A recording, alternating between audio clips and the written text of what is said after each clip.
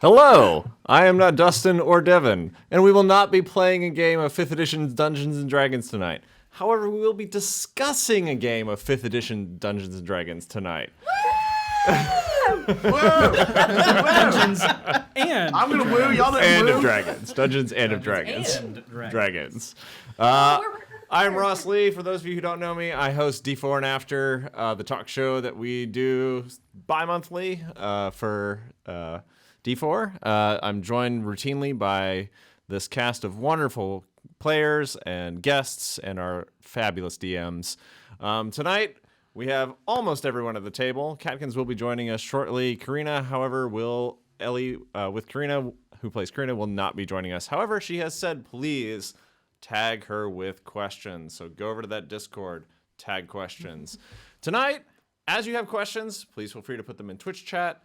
Feel free to put them on Discord. I'll be checking both throughout the evening as we go along, and we'll do our best to get to what we can. Our goal is to just have a fun time recapping the year because, oh boy, has it been a doozy. Yeah. If you'll notice somewhere below the screen, there is an Idle Champions chess code. Go ahead and grab that for your character player. It's over there. It's over here somewhere below us. Check that out. And yeah, any other announcements or housekeeping things we need to get? The stream is on break for how much longer? until mid-January. Mid-January, folks. So be aware of that, but be watching because when we come back, we're going to be coming in hot. So. I always come in hot. But you may also recognize Ross as the person who stabbed Petunia in the back. Yeah. I have no idea what you're talking about. For Ross. I have no idea what their folks are talking about. Question. How could you? And without further ado, let us immerse ourselves in the Chronicles of D4.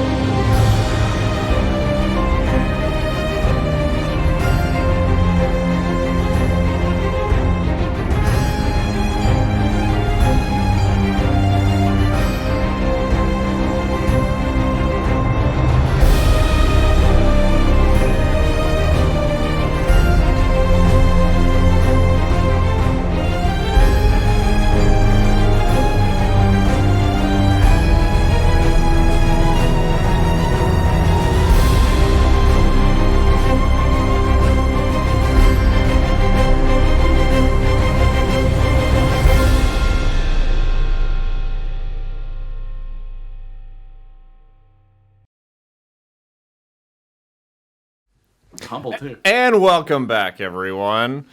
Again, for those of you just joining us, this is a special edition of D4, the annual Fireside Chat.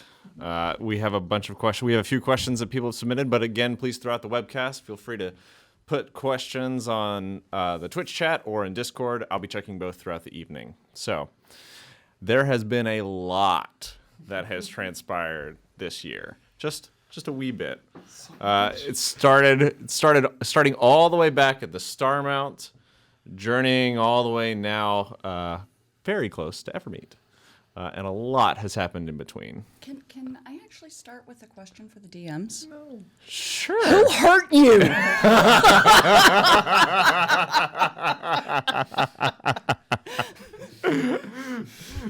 Oh, that's good. That's good. That's good. You're not my therapist.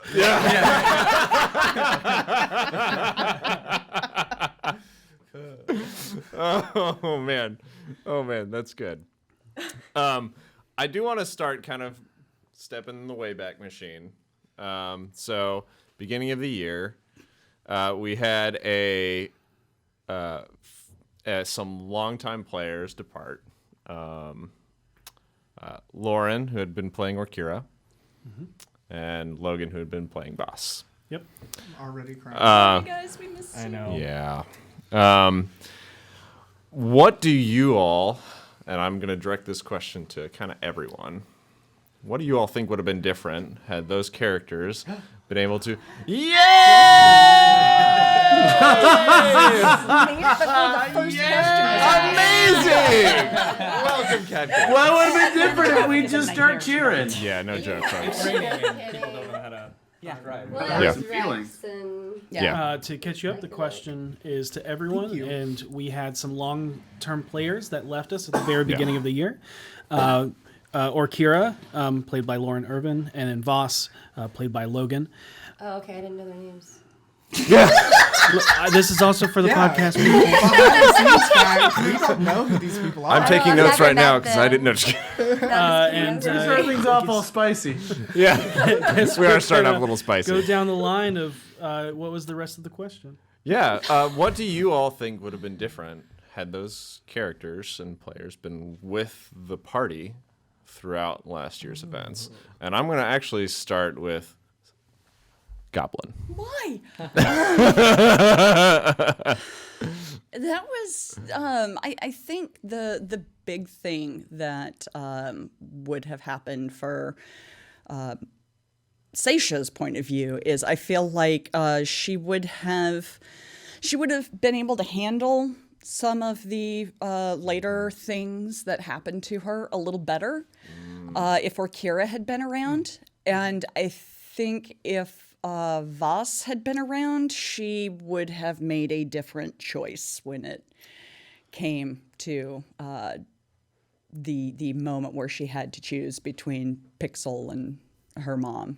Because I have a feeling if he had actually been sitting at the table, knowing how my brain works, I would have seen him there and gone, ooh, tactics, instead of going, ooh, emotion.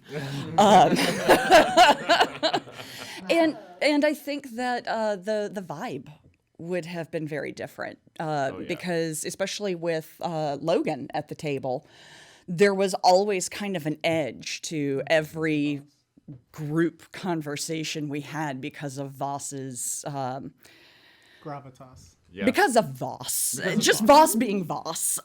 So yeah, I'm gonna go with that, and I think we'd all be in a much better mental place if Okira was still with Oh, yeah. us. 100%. Rhea?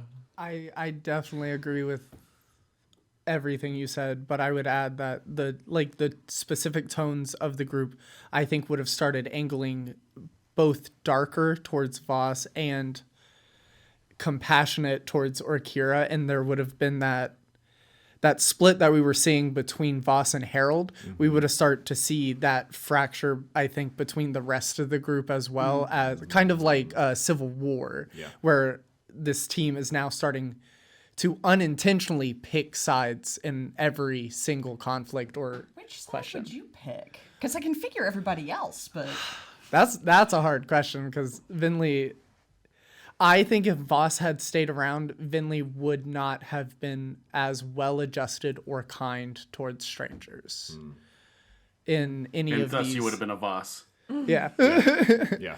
Yeah. And I think if Orkira had stayed around longer, if we had lost one but not both of those, it would have greatly determined, because for a while Vinley was in the weird gray area of being morally gray and being like, I don't know where I want to take this. I don't know if I want to go back or forward. That kind of vibe. Yeah. Yeah. Lauren, if Orkira picked Voss's side, the world would be lost. Yeah. I mean, forget the Elder Eye. Yeah. We've just lost. It's too late. It's too late at that point. hope. Look, sometimes things Find a different plane. just need to be burnt and risen from the ashes. Right? And start anew. See, that's the scary part. It's kind of Voss's argument. Kind of Voss's argument. Yeah. Oh, God. They're the same coin but different sides, I think, Orkira and Voss. Katie, what about you? V or Voss would be dead. Yeah. Probably. There would be a breaking point for Yeah. sure, especially once Voss's plans came to light, and if he was still in the party, V would have tried to kill him. And vice versa. Yeah. So one of us would not be around probably. Yeah. I have a question. Yeah. Do you think V would have tried to kill him sneakily? Or do you think she would have just walked up head on? No, she wouldn't. She would have walked up head on and tried to like kill him, like for sure. I mean, obviously Via struggled like a lot with like her feelings towards like Voss and like coping with him and whatnot. And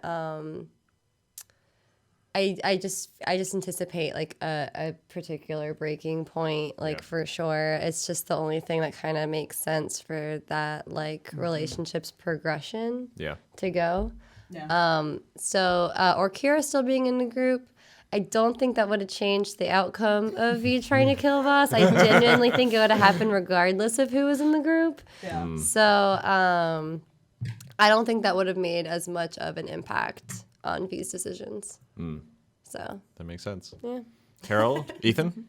Oh, geez. I agree 100% with Katie. She kind of has the same answer I did. Somebody would be dead. Voss would have either seen that people weren't going to fly with whatever his idea was and would have tried to take them out to and try to frame it around something else, I think. Or V would have been like, all right, it's put up or shut up time. And that would have been it. And if Harold had to choose between V and Voss, he would choose V 100% of the time. Because he knows V's goals are good and that V is a good person and can't be corrupted. We've proven time and time again that you can't really push V into a negative. I mean, she's very much like, I'm going to do what's right, whatever that takes.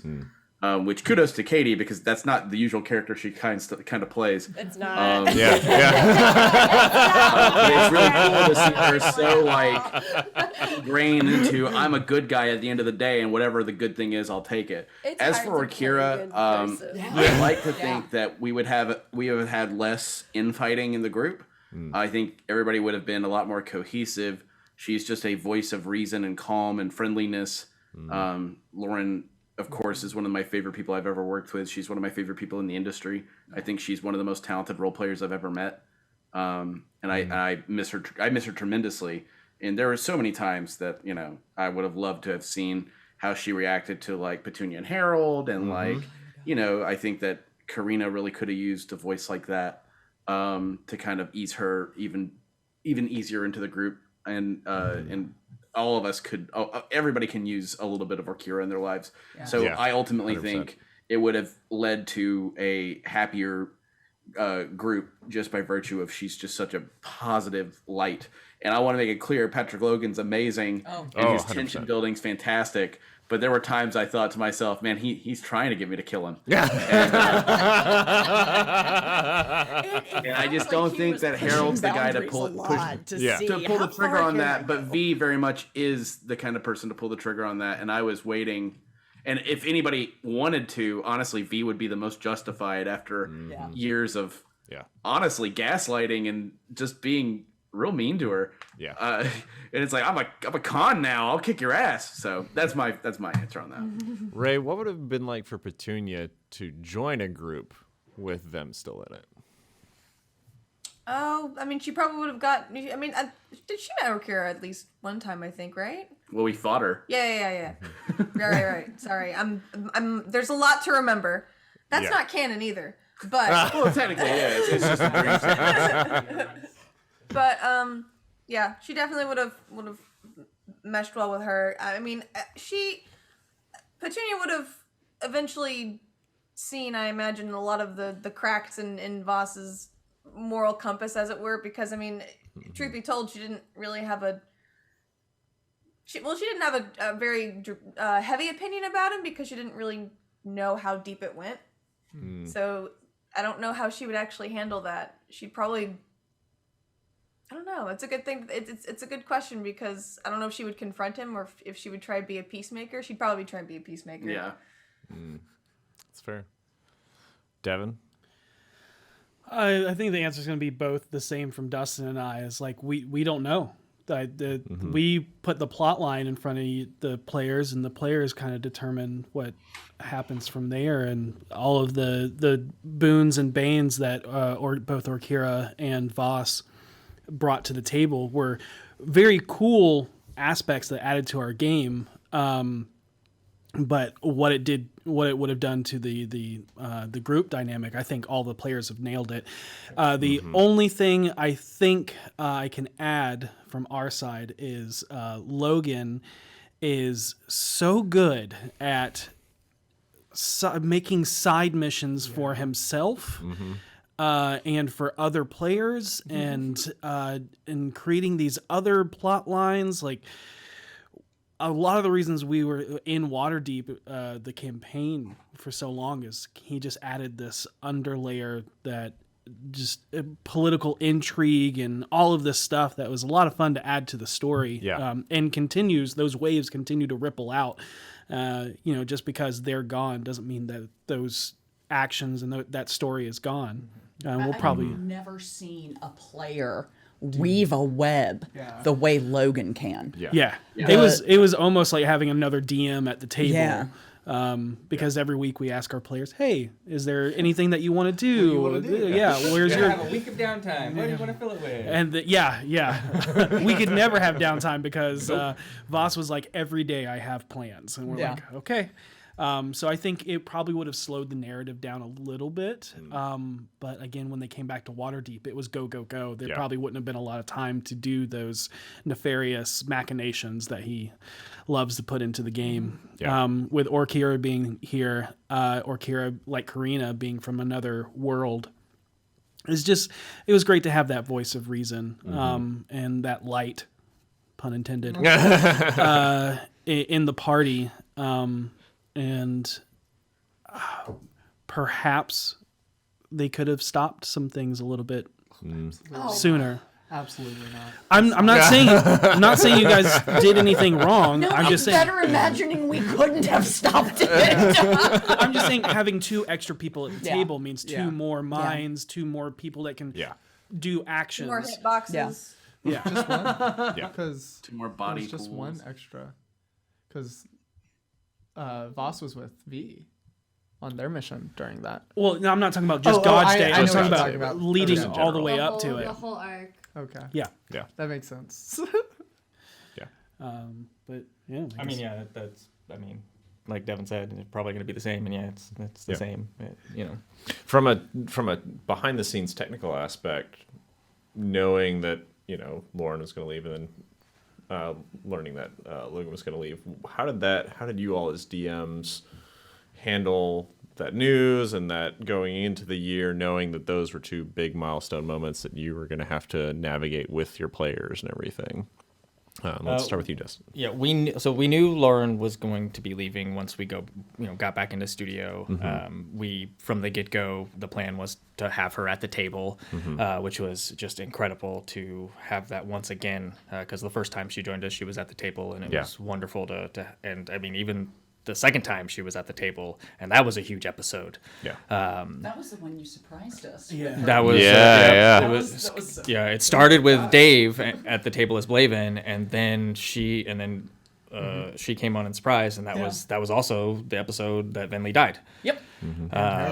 And the first resurrection, and so it was such a heavy, and getting to spend the remote time and having that was one of the best parts of going remote, was being able to have Lauren as a full-time cast member, and really weaving Orkira into this story and having her story and the ties with the other shows and all of that was just wonderful. And so we had definitely a lot more prep time, I think, leading into Orkira leaving.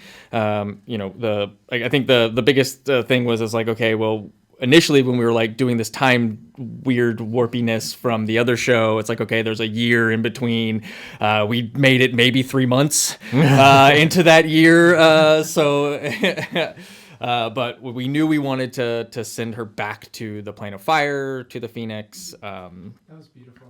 And as far as Logan leaving, though, it was kind of obvious that there was contention amongst the party, and Voss's story was so heavily tied to Waterdeep that it was, even if there wasn't that contention, it just made sense for him to leave when the party was going to continue on their journey outside of Waterdeep. He's like, no, I have plans, and I need to be the person there. And so when it brought it up in play, I was like, well, yeah, that makes sense.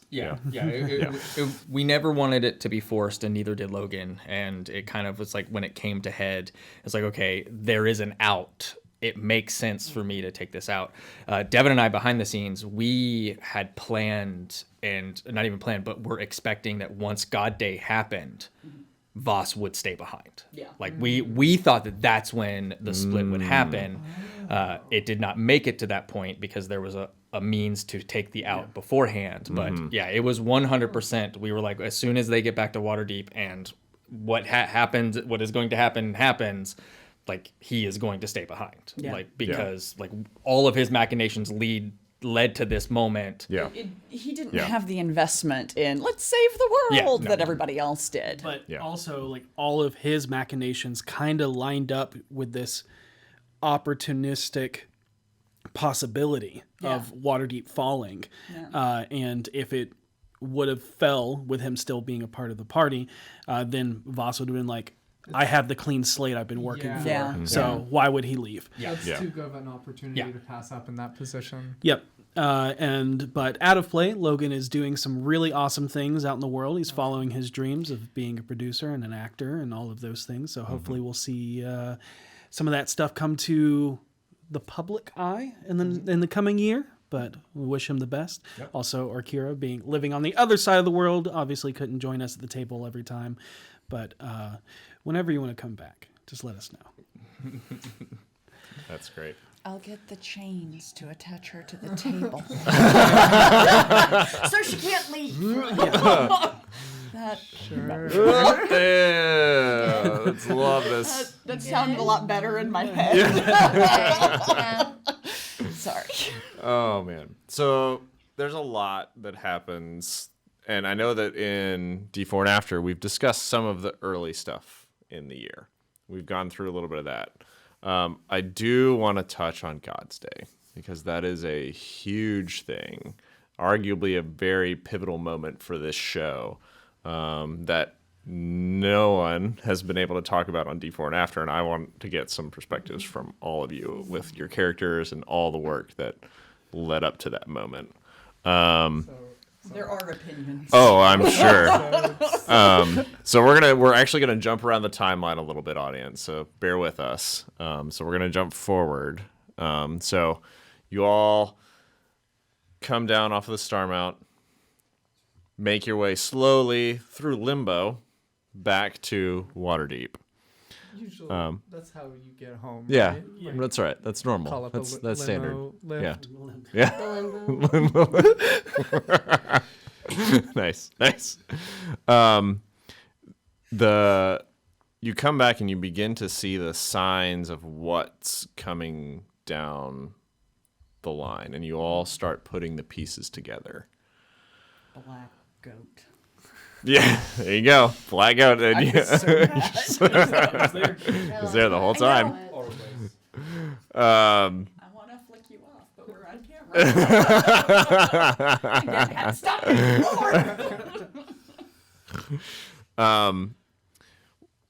When your characters started realizing kind of that critical mass of like, oh, this is bigger than we're all going to be able to handle together. What was it like for you all to determine, okay, how do we do this and have a chance at stopping everything? And since I started with Goblin last time, I'm going to start with Rhea this time. I think with Vinley, she was in a unique perspective on this situation because she wasn't with the group when everything started to really hit the fan. She spent the night with Devil and Fala away from the tavern, and then once the group started realizing what was going on, I was already on my way to the Blackstaff. And so she went into most of this without any like warning on God's, like she knew bad things were going to happen today, but she didn't know the full extent that they discovered that morning. So walking up to the Blackstaff Tower and being told and figuring out kind of what was going on, Vinley just immediately switched back into like a scared protector of like that weird feeling of I have so much that I need to protect, but I have nothing to do it with. And so scrambling to find any help or find any way of like a ripcord to stop whatever was happening. And then finding out like that my necromancy headmaster teacher just was full stop dead in the classroom, and then trying to save Aiden. And then by saving Aiden, I lost Vinley's like one of her closest friends at the Blackstaff, if not the closest friend she had at the Blackstaff. By trying to redeem another person, Vinley lost someone she loved. So that kind of hit Vinley hard of like, why am I good?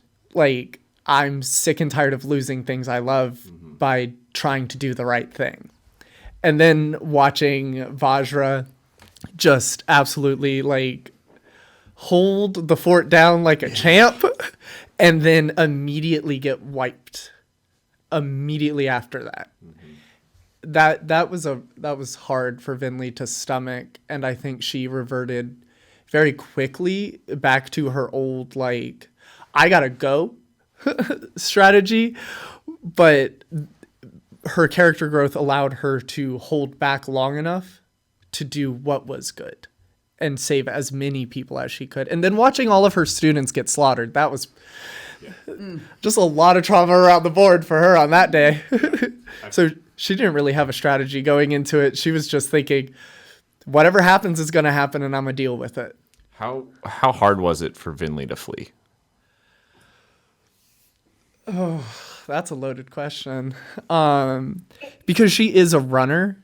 Like, if she gets scared, her flight instinct kicks in before her fight instinct.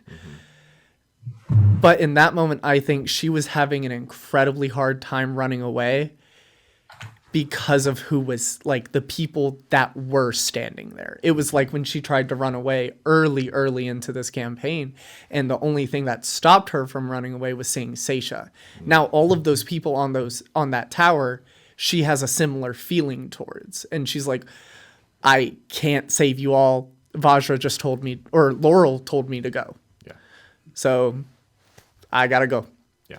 I think if Vajra and Laurel hadn't have told her to leave, I don't think she would have for at least 4 more rounds, I think. Trying to get Lena's body, but it was gone. Yeah. It was a rough time. Yeah.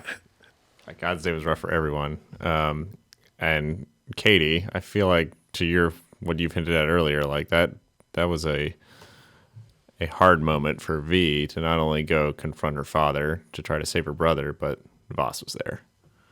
Yeah, no, it definitely added an additional pressure to the situation, especially with the knowledge of, V really needing the decision to be hers, but also knowing that, like, if she didn't make, like, she really felt like her hand was forced due to Voss being there because, she knew that, like, if she didn't, then he would, kill her dad, and then she would try to kill him before that happened. It'd be like a whole mess of killing, basically. Yeah.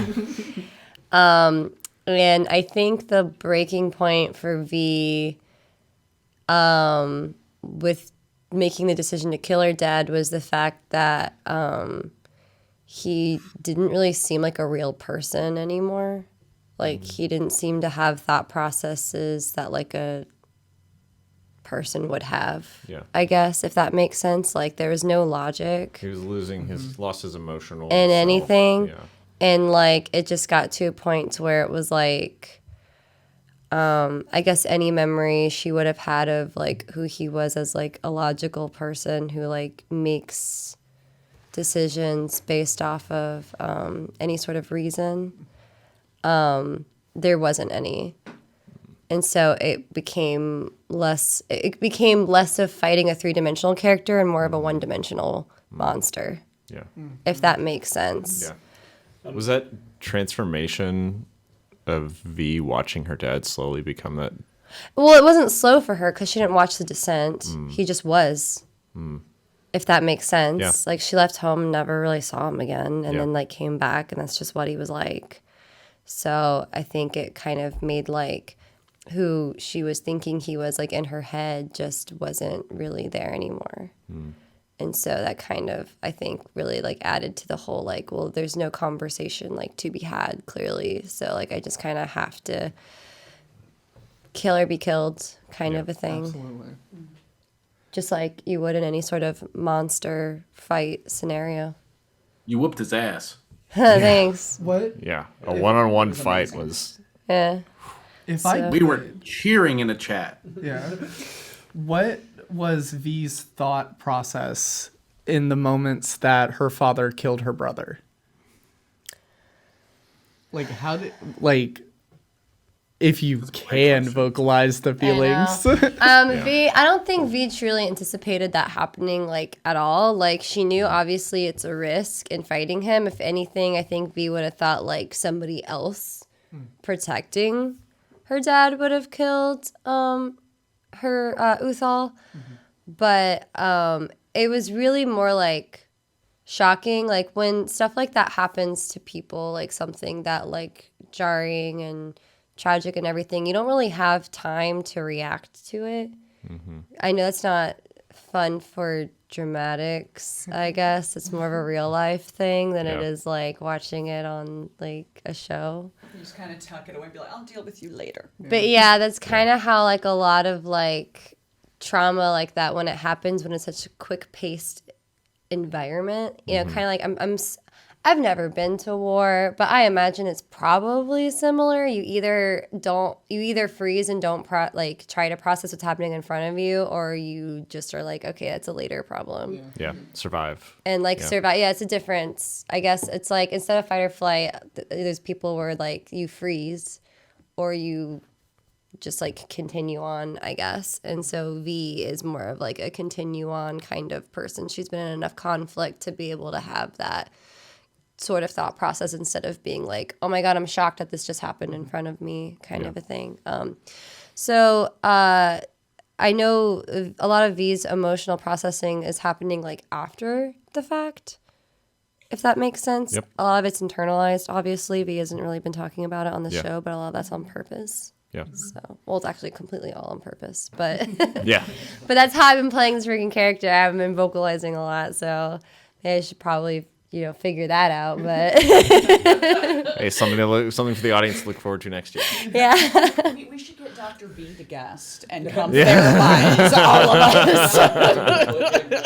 I mean, He doesn't deserve that. Put him through that. We would have to pay him. I anticipate a specific, like, you know, breaking point for V, obviously, when it comes to, like, the mental, like, trauma. But there's only so much you can do with each episode, especially if it's not something being forced for her to have to confront, like, within a conversation with other players or what's happening within the storyline. So it's kind of like V would feel selfish and to bring up all this stuff when like they're actively trying to save the world, because it's like not, That's how, yeah. Yeah. you know what I agree with that, mean? Yeah. Vinley feels a similar It would be like, I feel stupid for bringing this up and wanting to talk about it and feeling sad or whatever about it when like literally everyone else is just gonna die. Yeah. My problems seem insignificant to the larger ones. So I'm just gonna Yeah, hold it yeah. for She now. feels she feels like her problems are insignificant. Yeah. That's healthy. Yeah. Our I'm characters just going to say, put their problems on the shelf.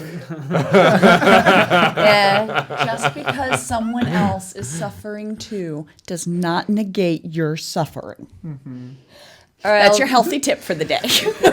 There you go. But when Well, the world's I don't think ending, V's really thinking that way. That's So it. I know Yeah. he straight up asked. Yeah. I asked you about your dad. Yeah, but he didn't ask about Uthal. I didn't. Yeah, I didn't. I don't know. I don't have siblings.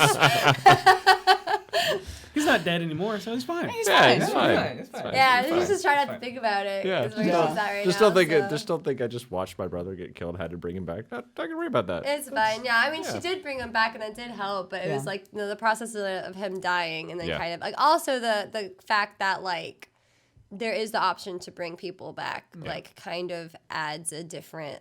It doesn't make death feel as final as it is.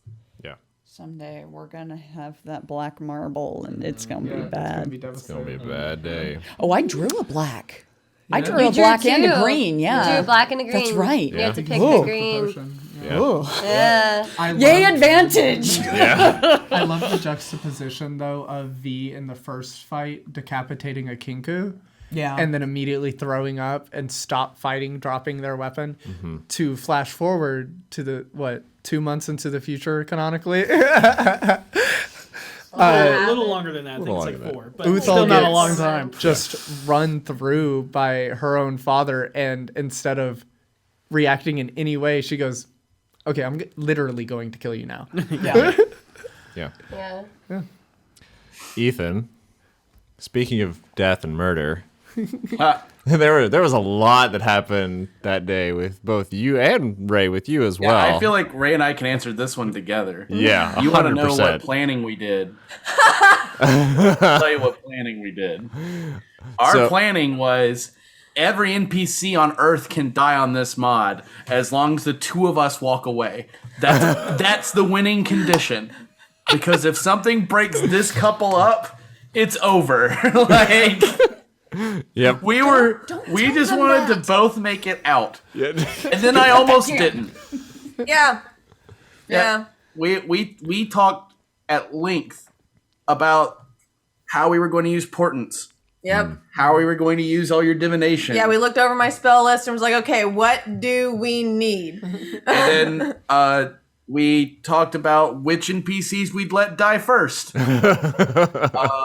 We talked about how we were going to play it, what our goals were, and then like the night before, I was looking through my inventory and I was like, "Oh, this morbid makeup might be useful." The night before, the game-winning choice we made was a night before. Oh, hey, I've got this morbid makeup. We might as well put it on. That's Like- so scary. So And it's Dustin and Devin's fault because I was like, I want to use Faye on both of us, and they were like, well, we'll let you use as much of one as you want, but normally it should just be one of each. And I was like, oh, you know what? Yeah, that's fine. I'll take Undead, and then she can have Faye. And I'd rather play it the way the item's meant to be played. And that's what saved my life. The fact that I was immune to poison. yeah. I didn't even think about it at the time. I was so just like, oh, yeah, I mean, I got to look like a lich anyway, so easy peasy. Yeah. The lesson there is cheaters never win. And to comment on your comment, no, we're not angry because we love when you guys are clever. Yeah. And unbeknownst to him, yeah, as Ethan said, like it was kind of happy accident, but it was a if he had planned it that way, I mean, that's just smart planning. Yeah. He knows that the rose is a poisoner, and so why not have an immunity to his biggest boon? Yeah. I've never And then- felt like you guys actually gunned to kill us. I felt like you've presented us challenges. I think the DMs themselves have never tried to actively kill a player, but I definitely think they have played it true to characters who are actively gunning, like Siljarin. Severin Siljarin. That's what I said. Yeah. Going Pressure after flow. Seisha, like It made perfect sense. it makes a lot of sense. Yeah. Like, oh, scary. But yeah, It hurt. and for me that was such a big buildup, and I wanted to kill the Rose for so long. And after the Harlequin went down, which really felt like the more personal story, Yeah. this was in Harold's mind just tying a loose end. Like I get rid of the Rose, now I've finished that part of my life forever. And the fact that Petunia was just so willing with no hesitation, like, this is what I'm doing, it's going to be super dangerous, you should stay home. She's like, no, where are we going? And that was it. And like, Harold knew there was no arguing there, not that he would. It's like, he knows she's just as capable as he is, if not way more. So yeah, it was fantastic. And to get to run with the Cudgel, who's always been one of my favorite NPCs, that was great. And then things started going wrong. I'll say, and then you killed the rose.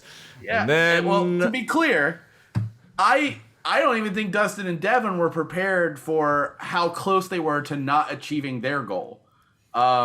Because we were kicking his ass. The Cudgel hits him with a stunning blow. Dude's stuck in a stun, and here comes Finger of Death, and doesn't kill. Like the lowest damage roll in the history of Finger of Death. The worst.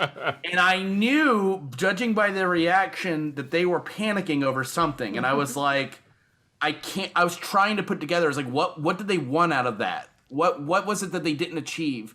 And so when the Cudgel grabbed him and dragged him over to turn him into stone, I was like, well, this is perfect because he's not technically dying. So whatever it is they're planning, as long as nothing stops this, then that plan's not going to happen. And I didn't realize how far away I was or how far away she was, because we were both thinking, oh, we'll counterspell if somebody tries to do anything. And we were 5 feet away. Yep. 5 feet away. It was 65 totally feet. legit. And he fingered to death again because, That was Killing Word.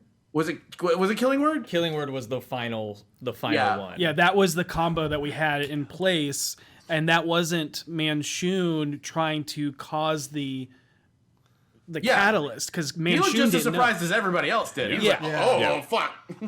My Gee, mouth he's hit the skedaddled. floor. Yeah, that was 100% based on your deception. Yeah. Yeah. Yep. Yeah, Sometimes and you roll too Manchun being good. like, "Oh, you're playing me? That shit does not happen." Can we Yeah. also address that? I thought it was great canonically? because the Rose was so legit the whole time. Be like, dude, you come on. You just met this guy. Like, Manchun has never once disbelieved Harold. In any lie Harold has ever told Manchun, Manchun has always believed him. Oh. Whether what can he I knew say? it was Harold or not. I'm so proud. That's Yeah. I'm the best liar in town. And Harold was also able to, we think, lie to Jarlaxle Bainray. So Harold, canonically, is one of the most deceptive characters in D&D. you were Well, mom's thank you favorite. very much. That's very cool. For me, the whole idea behind it was just play to your strengths. Don't try to be a character you're not. If my, because once again, Ray and I looked over our sheets, like, what are we both good at? She had lots of we almost cast spells to ask Tamora. Yeah, utility. Oh yeah, I was like, if we needed a help, I have contact other plane just in case. So we had lots of ideas. Yeah. And we were just like, we just need to lean on deception and try to split their party and make it a 3-way fight, because our forces just don't compare to theirs. And, we have a few badasses, but I didn't know who was going to be showing up other than Rhaenyra and the Cudgel, which honestly, the two of them were just ass kickers. And then I killed our priest. Oops. Oops. You But did not kill you were your just priest. there for healing purposes on a mechanical level, so I don't know what to tell you. I didn't know your name, don't care. That was one of those NPCs that was real low on the list. Low on the list, yeah. Yeah, right away. But I knew I was going to use that item there too. That was something that was her idea. She was like, dude, summon someone who can heal us, and I was like, oh. That's a good idea. yeah. Let me see. Oh, great! The highest level one I can summon is a healer. Perfect. So it was just all in all really, really cool. What are your thoughts? This is entirely a joke, but I feel like the only the only one who was gunning for death was Rhaenyra gunning to martyr himself, to sacrifice himself. He's like, go without me, I'll save. Didn't he But I know just get that's broken just up with? Rhaenyra. Yeah. That was. Yeah. That They were like, was- no, I'm not gonna let another NPC die. No. That's probably a throwback, honestly, to Dustin and I's relationship at LARPs. Yeah. Where he would do the exact same thing, and I would have done the exact same thing for him. So that's why I knew. I was like, I have to roll good on this deception check, or he's gonna Dustin this shit. Natural one, and Dustin was like, yeah, no, buddy. Well, the thing that was is amazing and of course very touching for me, but it was also terrifying. That's the other thing. The hardest part for me from that fight was watching Rey's heartbreak as she realized Harold's not going to make it. Yeah. Like she because that was the moment where we were like, we didn't achieve the only goal we wanted. Yeah. Like Harold's going to fucking die here. Yeah. And when he dies here, there's not going to be in retrieving his body. There's nothing we're going to be able to do. This is it. And I thought, well, this is a fitting in for my character. He's going to die with the rose. It's like the Soriel cinches itself. But I mean, I can talk about Harold dying and Ray will start tearing up. So for me, knowing that was like on the table, I was just in a panic to get out of there, not to save my own skin, but because I didn't want to hurt my girlfriend's feelings. And so it was really, really cool. Dustin and Devin realizing that I could use the endurance, the undead endurance, to be at 1. Yeah. And that's literally the only thing that saved my ass. It was the necklaces all over again. Yeah, it really was. Tamora is the realest god in D&D because I got so lucky multiple times. Luck by proximity. Yeah. So, and after that, it was just like, well, damn. I felt like Petunia and Harold were just the most powerful. They're the power couple despite everything, and so despite how soft they are, because power couple seems like like, But Petunia and Harold get I would say Seisha and Gariel are closer to a power couple, honestly, just because that's true. There's a little bit more sass in that relationship. There is sass, yeah. All on that end. Yep. Sass and ass. Sass and ass. Yes. Oh, that's our superhero. Yeah, There you go. I know I went long-winded with it, but there's a lot of feelings there, and to cinch up the Rose's story in such a powerful way, and where he knew the moment he realized who I was and that I'd been playing him and that he basically walked right into my trap, and the role play of him, it all dawning on him like the Red Wing was never real. It was always just Harold. Fuck, I'm going to lose to this little idiot. And then he did. And it was just, oh man, like Harold's going to, for the rest of his life on that delicious. I found it interesting that even though at the start of this, you were like, oh, we had a list of NPCs who were going to die. Harold almost died saving an NPC. Yeah, because I felt after everything he'd done and all the work he put in and literally saved my life during that fight, and then there's a mirror between his relationship with the artist and my relationship with Petunia.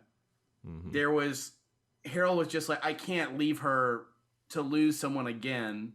That's just fucked up. Karnan honestly has grown as much as the PCs have in the course of the story. And Harold and him have this weird connection of Harold probably wouldn't well, maybe he would now, but for a long time, Harold wouldn't have gotten drinks with the guy. But there is a layer of him that's very real. A certain amount of respect. Yeah, and an extreme amount of professional respect for him. And when he went down, all I could think about was that poor artist after she finally pulled herself back together and everything's great, and then her husband's killed on the battlefield against the god of murder, who then died, so it was all useless anyway. So it's just all of that kind of dawned on me, and I was like, I have to save him. And then we were like, we have to save the lizard, because it'd be so fucked up for him to lose his pet too. And so that was just he was really low on the list, honestly. Yeah. But the role play we had before we left put him higher on the list, and I just couldn't see Harold being so, the priest, So he knew cold, the risks, but Karnan, it was like Karnan almost did exactly what we set out to do, and to watch him just get slain in one turn, 6 seconds of just getting chopped up pieces. Yeah. It just didn't feel like that was the right way for a guy like that to go. Yeah. Ray, what would Petunia have done if Harold had died there? Oh God. I don't know. That's a tough one.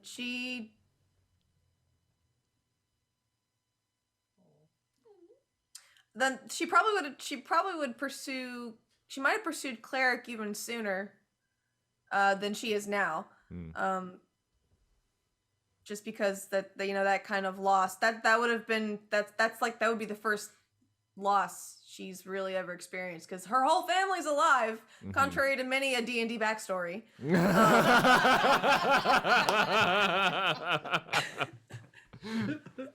Happily married, great sisters, all that fun stuff. Probably some cousins in there too. It's halfling stuff, but like that's just that she is kind of she comes from a very like Shire-esque sort of very homebody upbringing, and she kind of just got thrust into this whole world. So to lose that sort of that sense of home in that she found in Harold so soon would have been really awful. Do you think she would have had an alignment change? Or she? I don't know. I don't think so.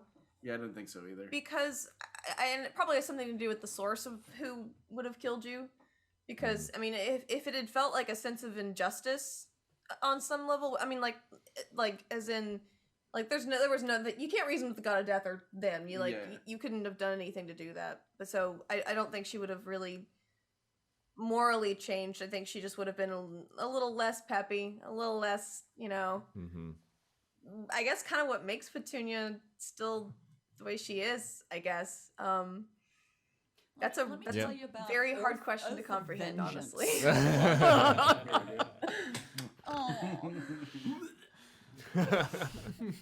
We succeeded in our mission. You did. You both made it out. You both made it out alive, and you made it out with the body of Carden and his pet.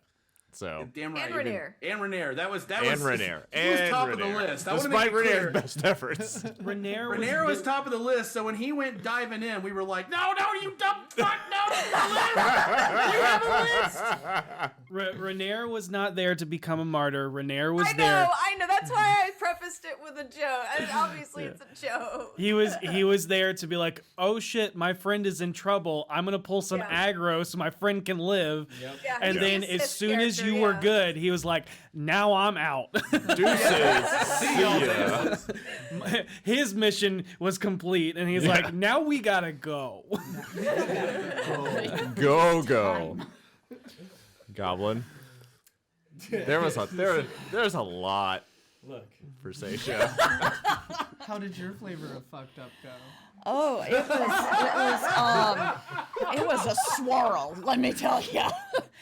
I went into it because she had sworn her oath by that point, and as soon as she knew Shathragat was going to be at the plinth, thank you. As soon as she knew Shathragat would be at the plinth, she was like, "There's no question where I'm going. There's no question. I will go alone if I have to." And then she did. But she was met along the way by her wonderful sweetie and awesome Blaven. When we first got there, I was torn between the instinct of looking for Yosef or telling the priests what was going on. And I was like, okay, I'm going to tell the priests first because maybe they can help somehow. And when they described the plinth exploding, I was just like, oh no. That's what we opened with. That was the opener. And it was just, I all I could imagine was watching this immense structure collapsing and all those people just falling into the rubble as it kind of came down on them. And I was like, everybody who can res just died. Yeah. Good. This is a good step. I'm sure this is going to go fine. And then it just immediately kicked off. Yeah. And as soon as Agnes showed up, Seisha was seeing red, and it was frustrating because it took me so long to get places, and I wanted to hit her so bad, but it was. I think it was really fitting that she was the one who ended up watching Shathragat enter the world, because she's since the get-go been so just doggedly pursuing the Eldritch stuff. So it it was kind of poetic that she was the one who wound up being there. Having Gariel there made a huge difference for her, because there's no question in her mind that Gariel will have her back. She'll have Gariel's back, no matter what comes. And so, and then I just love having Blaven around because he is brilliant and witty and badass. Yeah. So that was an awesome team to have.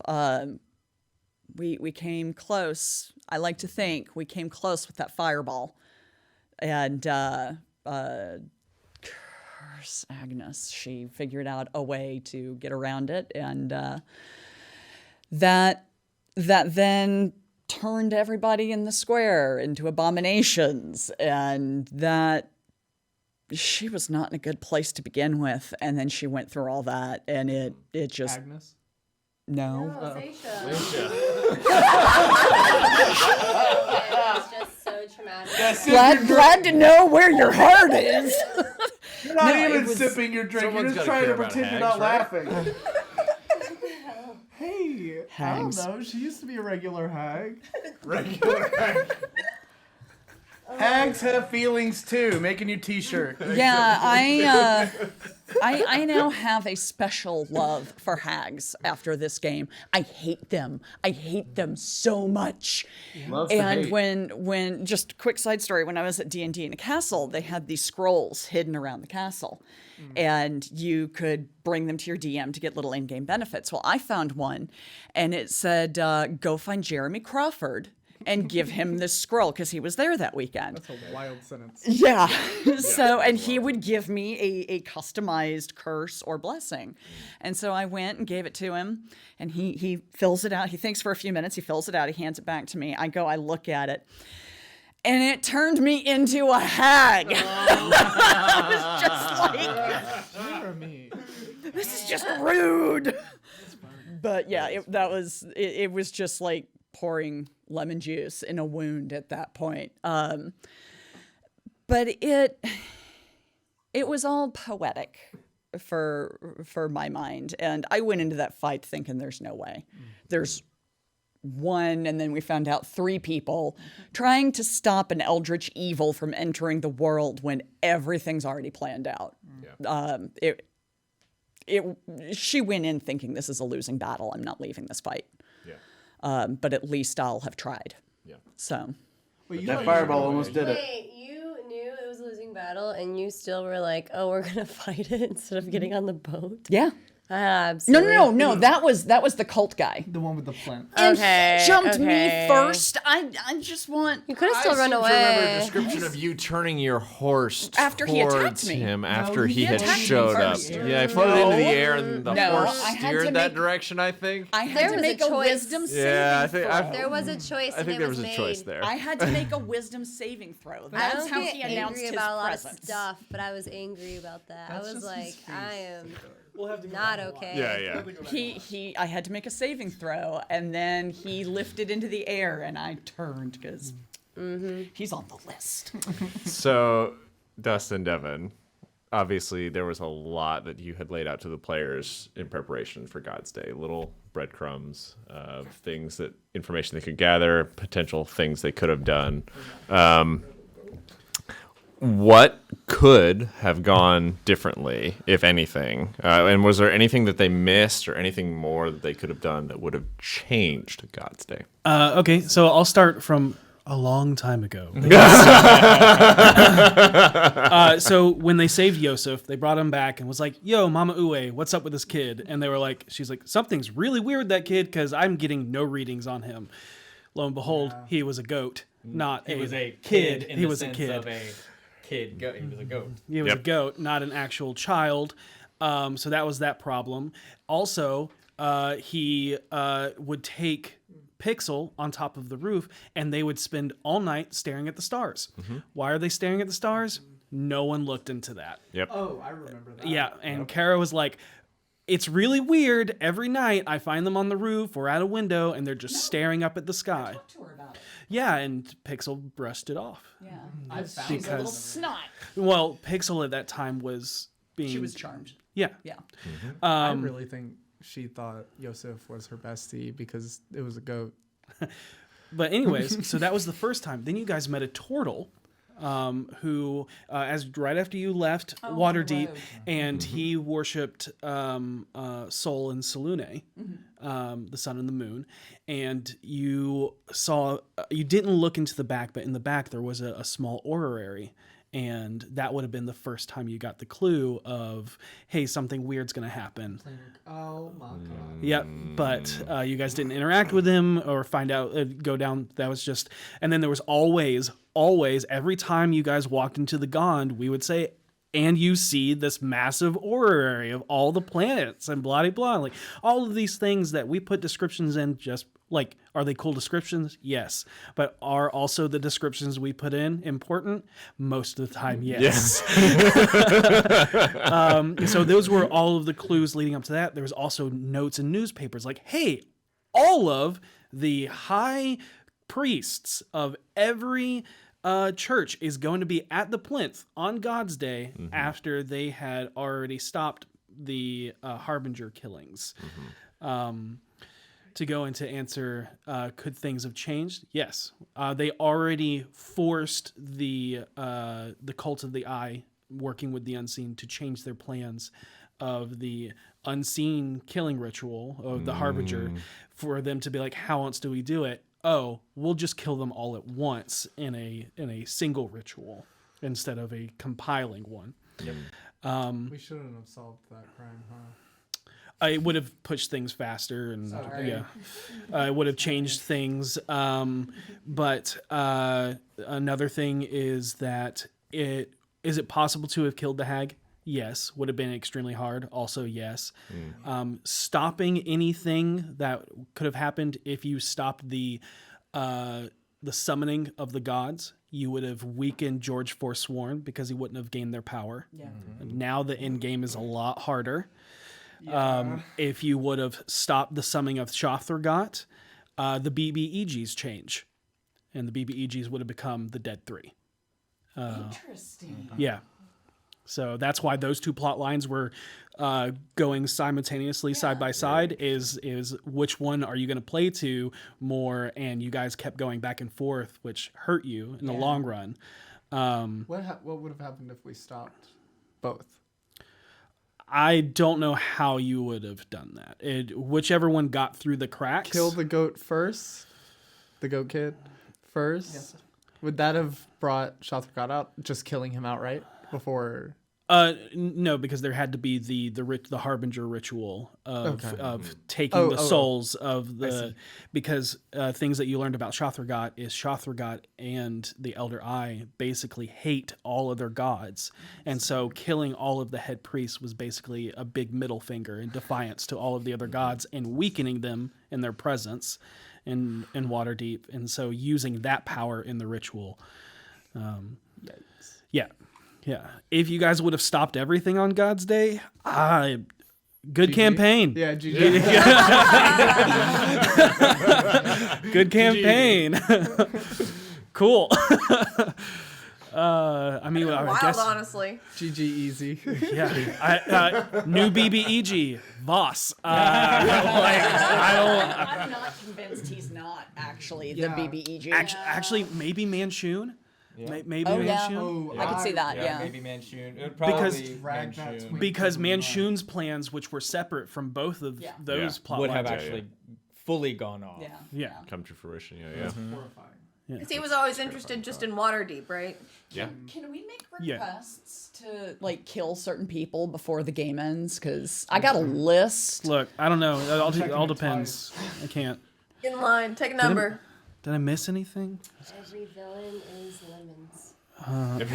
What? Oops, all lemons. Evil. I think I made notes for that question.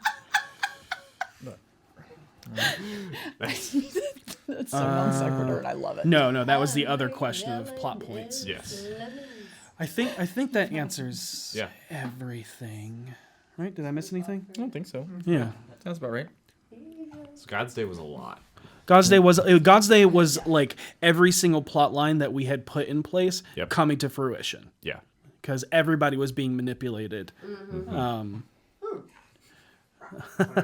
Yeah. Who? The Dead Three, Manchun, all in favor for the Elder Eye. Yeah. Yeah. Yep. That's So many things converging, and now I feel like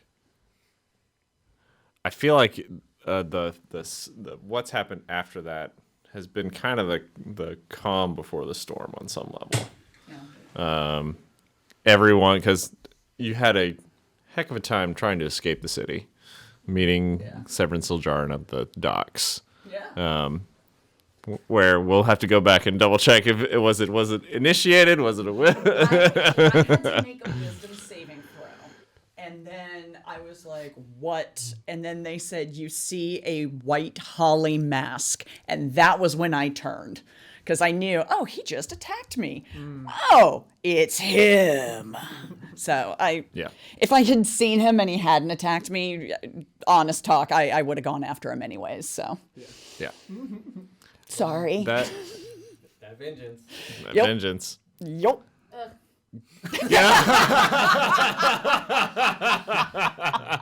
Vengeance is such a fun paladin to play. It is. You guys make it out of there, not unscathed. Yeah. Some of us don't. Some of you don't very make it out of you, very scathed. Do end up getting brought back. With a complication. Um, I lost wisdom. oh yeah. I lost a point of wisdom. Also, just a quick aside. Imagine being the Dead Three, thinking the campaign's about you, and 5 seconds after you get everything done, you just get got. Like, like imagine. Yeah. Like, they have to feel real stupid right now. Yeah. Okay, that's it. Okay, go ahead. I'm sorry. no, that's great. I love guy in that. purple armor's like, yep. So, you all have this moment of downtime with Mintar and Kin's home. Yeah. Very different environments, very different plot lines going on. But meanwhile, to points you all have made, all of this is just kind of sitting in the back of your mind. Like, you've fled Waterdeep, you're still concerned with all the people there.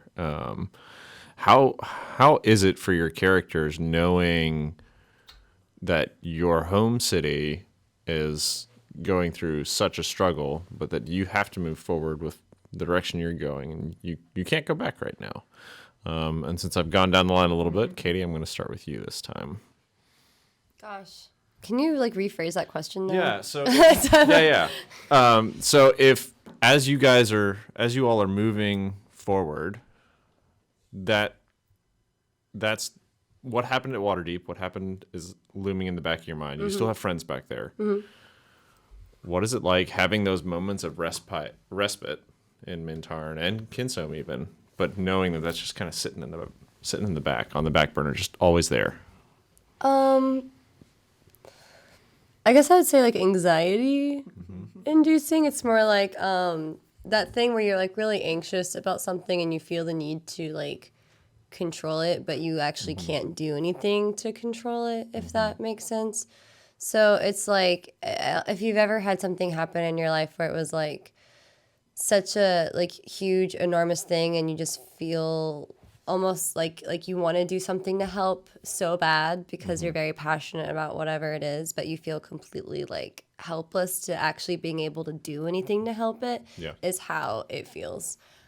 Which is one of the main reasons like why, you know, for V at least it's important to like move forward to be able to get somewhere where we can actually do something, because the problem is that if she just went back to the city, like what is she going to do? Stop an entire cult single-handedly? Like, that's not how that's going to work. Yeah. And she doesn't know enough about, like, the politics in the city to know where to go, who to manipulate to fix things even. That, and she's not really, like, a mind manipulator type person anyways to begin with. Yeah. So it's just one of those things where it's just kind of like you have to constantly remind yourself that like you can't do anything and you have to accept that and just do the best that you can to find a different way to solve the solution, I guess.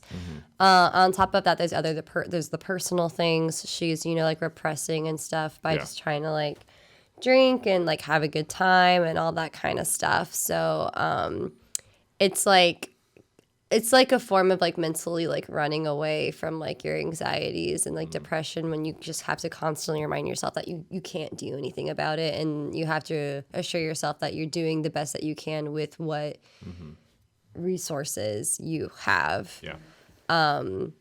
So I think that's a really common way most people feel in daily life. So that's how it feels. Ethan, how does Harold feel about that? How does Harold feel on that? Yeah, camera 2 pulling on me.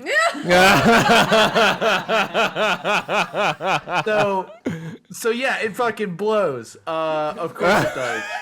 But whereas when Harold first left the city, he felt like, I'm abandoning everything I've ever known, the thing that I care about most. This is the place that made me who I am, and I made that place what it is now.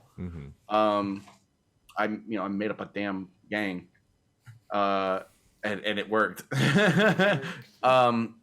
But as time has gone on, and we are doing this thing to save the planet, Harold realizes this isn't the first time Waterdeep's been through something like this. This isn't the second or even the third time Waterdeep's been through something like this. We've been reminded multiple times that the giants have stood up and walked and fought and defended, and inevitably the city always built itself back stronger and better. Of course he's upset about everything destroyed and the people he left behind, but he likes to believe the Asterian Order are back there doing their own little adventure, protecting the town, and realistically speaking, it's moments like these that allow the town to keep existing. And if it weren't for the struggle, they wouldn't be prepared for moments like these. So I think it was really hard for him at first, but these days he doesn't worry as much because, you know, we've already gotten the news that things aren't completely dire. And we've already gotten the news that they're already starting to bounce back. And if that's not Waterdeep as hell, then I don't know what is. So I think that Harold's a little at peace with it at this point, because it's like, you know, this isn't the first time they've been through something like this. And it's awful to say it, but I mean, like with people like Manshoon in town, I mean, the city's not going to fall. So and Voss. And Voss. Sure, the town won't fall. It'll just not be called Fieldhorn Waterdeep. won't. It'll be called Vossville. Like a Vossville play. But I think that it's going to be interesting to see what it is when he comes back, and whether or not it's just like completely transformed, is nothing like the city it was before. But I think if Harold makes it back and we win and things turn out okay, the only thing he'll be thinking about is the life he's going to lead with Petunia and where they're going to go, which will probably be somewhere very quiet. Maybe I've discussed other things, so we'll see how things turn out. Ray, how does Petunia with Camera all 2 this? pulling on us?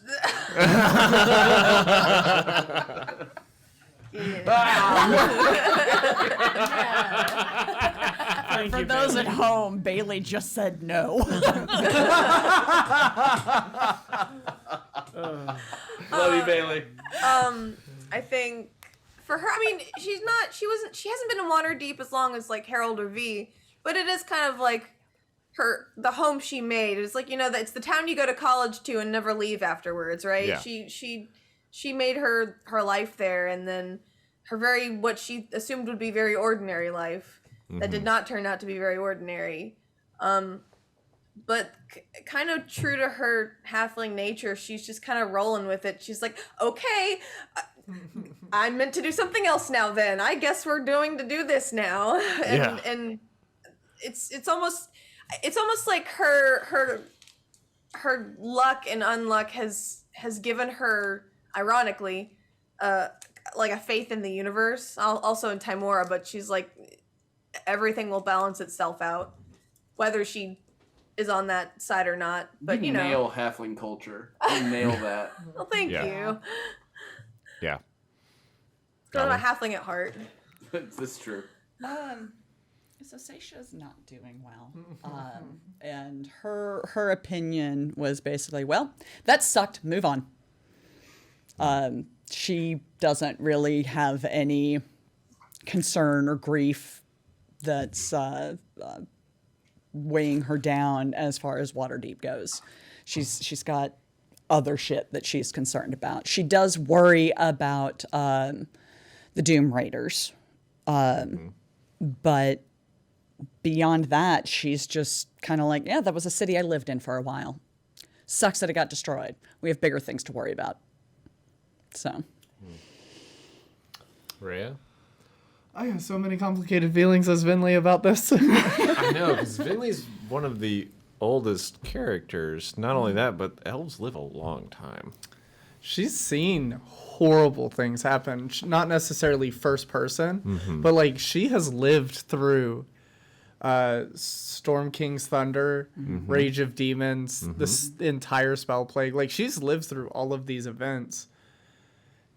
So for this is her first time actually seeing something cataclysmic play out before her, and it just so happened to take place literally the day after she confessed her feelings towards someone she loves and spent a beautiful evening with both of the people she loves.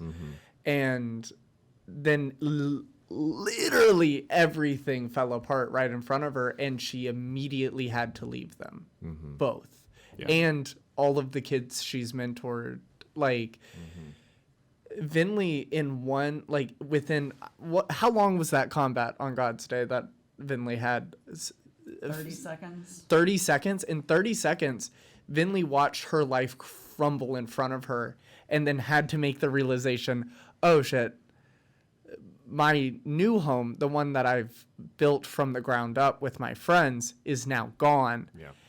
Not only that, but now I have to go back to my home to move forward with saving the one I actually want to be at.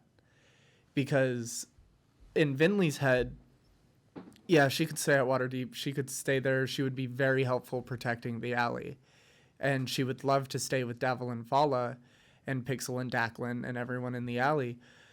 But the piece of the mythal in her chest, or chest plate of her armor, that's how we're going to fix this in her mind. We're going to find the answers by bringing Kelvin back, and I have one of the pieces, and I'm a narcissist, so I'm the only one who can fix this. And this is where I'm from, so clearly I have to deal with this issue. But on the same turn, she wants nothing more than to have Davil and Fala with her when they go back to Evermeet, because Vinley has been gone for so long that she is worried that she's just going to get executed when she steps foot on the island. And that's something that she will not tell her friends, is she is genuinely afraid that her sister is going to have her arrested and tried as a witch. And if it makes you feel any better, I'm planning for that. Yeah, I think it's a good thing to plan for. Yeah. It's a very scary thing for Vinley to be going home on the, like, her world, the world is imploding, but the thing she's worried about is her sister. Yeah. Because understandably so. Because the Harbinger, that's scary. Ooh hoo hoo, that's so boohoo scary. Amiria Galanodel, that's a force of nature. That Vinley is deeply afraid of her sister. And you've just done something. Spoiler alert, folks, if you haven't seen the last 2 episodes. You've just done something that's going to piss your sister off even more. I didn't even mean to. That's what's so beautiful about being a little sister, is that you can do everything right. You're always going to make someone upset. You're always going to upset someone. And so, with Vinley approaching Amiria, being like, hey, I have some really pivotal information that may help you seize the throne. I'm coming. And then on the way there, I'm like, yikes. I just found the literal one person who could dethrone you.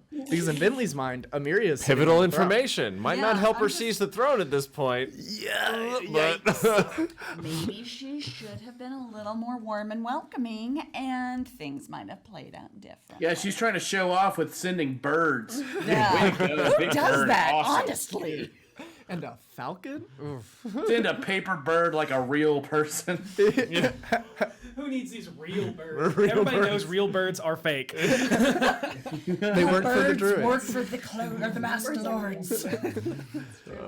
Yeah, I think she has a lot of complicated feelings about both where she comes from and where she's heading. Yeah. Because it both seem like they're on fire. yeah.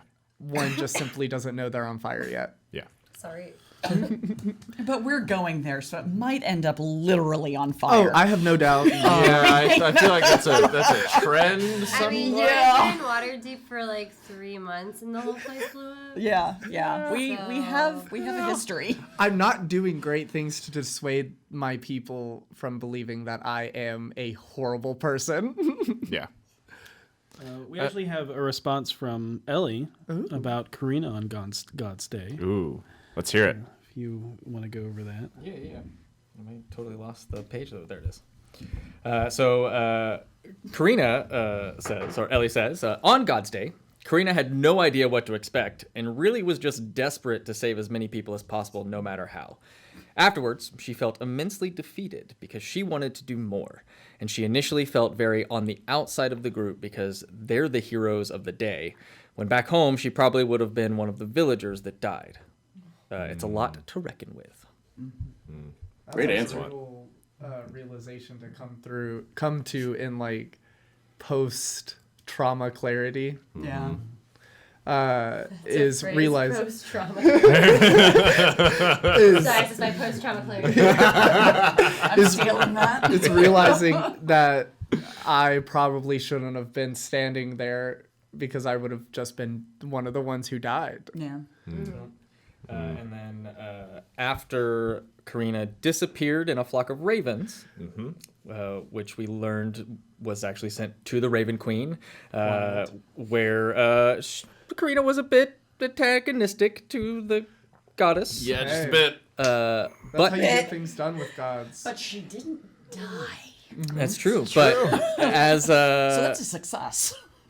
But in response to that, Ellie says, Karina being the first time she's been able to play an openly autistic character, Ellie wanted to illustrate one of the biggest problems autistic people run into, which is being considered antagonistic in the face of rules and being told what to do.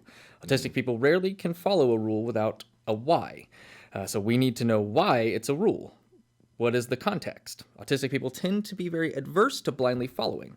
So Ellie wanted to show that, as she also feels it's generally rare in D&D to see someone speak to a god with nothing to lose, so they don't see the god as anything too important. Her friends are more godly to her than a woman she saw appear from ravens.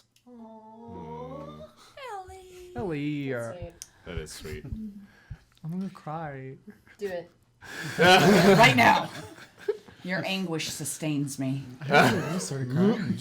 You're in the right show. I did want to get to a couple questions that have come through. So shifting gears a little bit, JW Django asks, and this is more of a fun question. So, which of the maps from this last year was your favorite to make or play on? And we're gonna start upstairs with Ethan. Shit. Pressure's on. Shit. It's like there's a pattern. And remember, we've gotten over the arc a little bit. So you started at Okay, yeah, we don't have to go over the arc. Yeah. I think I know the answer. It's not the flashiest, and it's not the craziest. But man, I loved the Battle Royale, and they'll tell you behind the scenes, I was not excited about the Battle Royale because I just don't like PvP in general. But Dustin made that so much fun. And going from box to box, me and V were just popping them open and drinking whatever was inside. That was so much fun. And I spent the first half of that game just not playing it, like just exploring that really cool map. So for me, that was my personal favorite map, just because I have a lot of fun memories tied to it. I will say the map against the Revengeneers is, from a mechanical and like technological standpoint, probably the one that blew my mind the most. It was just super cool to see two airships battle and like it actually be represented with the lights and the thunder and the clouds beneath.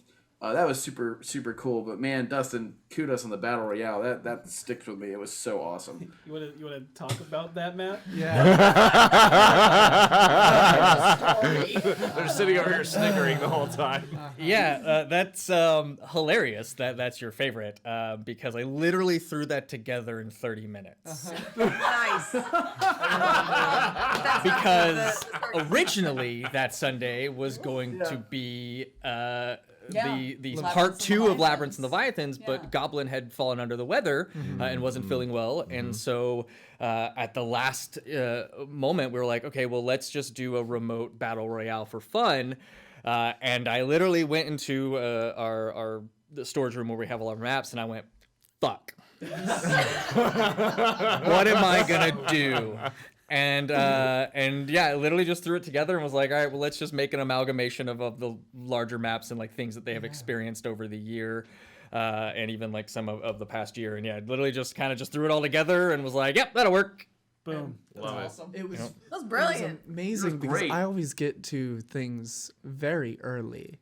So I was in the Zoom call during that, and I could hear Dustin like moving things, and like it was so funny. Cussing. Yeah, and we were like, he's doing the damn thing. Panic build. Yep. Nice.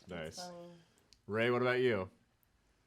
Oh man, that's a tough one. The airship one, it's so fresh in my mind and also kind of larger than life because that's just, you don't see that in D&D very often, right? I will say that the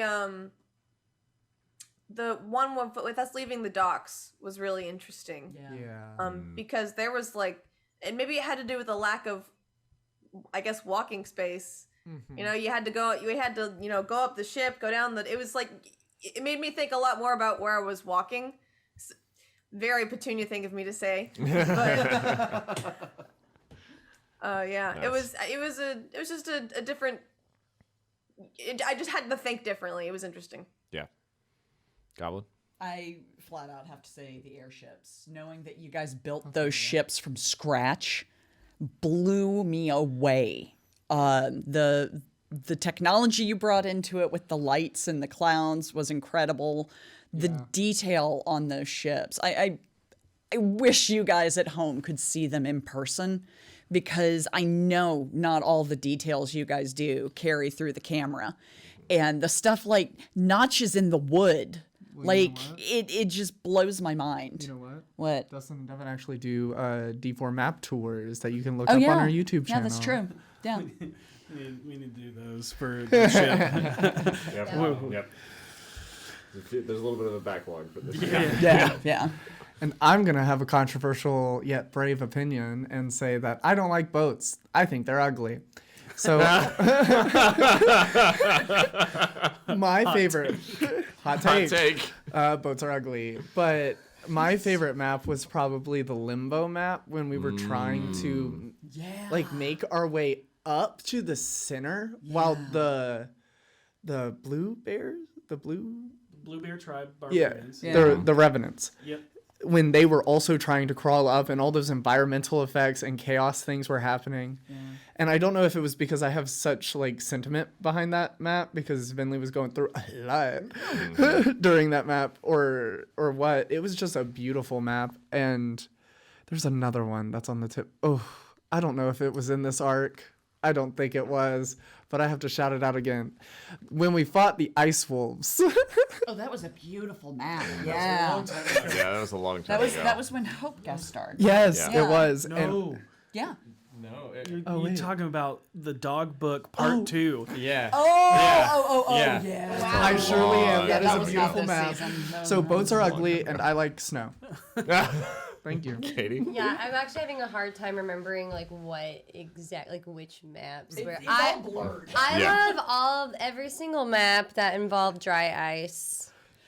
Every single Nice. map that involved the swamp map, like that swamp map's from forever ago. It's still my favorite. But from this year, like I don't know if there was one with dry ice this year. Mistmaster. Okay, yes, that one was very cool. I like the anything with Miss. Yeah. I like the Mistmaster map, even though it was simple. No, it's great. I enjoyed it. I enjoyed the Boggle game or whatever it was. Wordle, yes. Wordle, Yeah. Boggle, whatever. But also, it's more of a favorite monster design, I guess, than map. But I was the first fight I think after Voss left was when it was that waterfall map with the mother At the milk. Living Gate, yeah. Mommy milk. Mommy milk, and is the vagina monster. Vagina monster, yeah. That was a solid design. That was a gorgeous monster. There you go. Your There it legacy, comes. Devin. I didn't design this monster. Are you sure? Yes, Oh my god, I forgot I'm still wearing a Also, tail. special shout out to Sphinx. Oh goodness. I just felt it and I was like, I have a tail. Okay, a shout out to what? The Sphinx I map. was at a baby party. Where we fought that the thing with the one of the brothers Yep. who Harold almost was about done with. But that was a really fantastic map as well. Another one was the city map where Shothragat was summoned. Yeah. There's a funny thing about that map is I ordered ruins. Yeah. And we got the complete building, so we had to make them into ruins. Yeah. Yeah. So that was. We were like, oh, we're gonna make this super easy. We'll build the base. We have some printed rubble, and then we'll just this full ruined cathedral. boom. It'll be easy. No, and it it shows was- up, and it was. The pretty cathedral. This isn't ruins. Yeah. Well, you guys have job. literally made your living on making things look, dirty and destroyed. So this is like a walk in the park for y'all. To answer your question, no, we actually did not break it and destroy it. We just built it in a way that looked incomplete and crumbled. Yeah. And with the other pieces. But of this year, I'm just gonna do a couple of shout outs. We built the biggest map we've done before. We did the mines. The mine was super cool. Obviously the airships were super awesome. There was a lot of repurposing maps this year.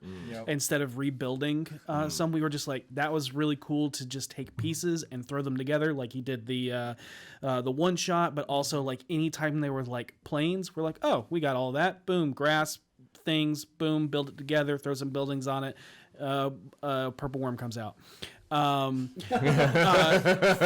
For when we did the one shot for Ken's home, we were like, oh man, this massive cave, and I had the idea of taking the floating islands that we'd use for limbo and for the wormhole in a beer, flipping it upside down, and it became these massive stalagmites.